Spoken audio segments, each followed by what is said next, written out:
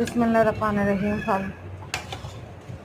ফালুদা বানাবো। ফালুদা বানানোর জন্য প্রথমে আমি 1 কেজি দুধ নিয়েছি। আমি অবশ্য লিকুইড দুধ নিয়েছি, সেই সাথে কিছুটা গুঁড়া দুধও দিয়ে দিয়েছিলাম। তো দুধটাকে খুব ভালোভাবে জ্বালিয়ে নিলাম, অনেকক্ষণ জ্বালিয়ে নিলাম। নেওয়ার পরে আমি একটা ফালুদা মিক্স যেটা কিনতে পাওয়া যায় সেটাই আমি মিশিয়েছি এখানে।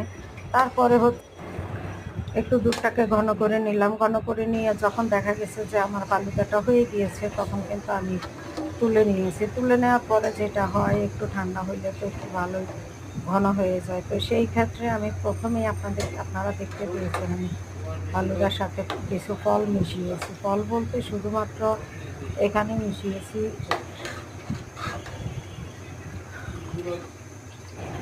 তো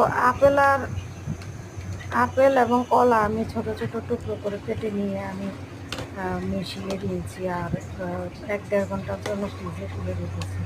ফ্রিজে রাখার পরে যখন ঠান্ডা হয়েছে, এই প্রচণ্ড গরমে ঠান্ডা ফালুদা সাথে আইসক্রিম দিয়ে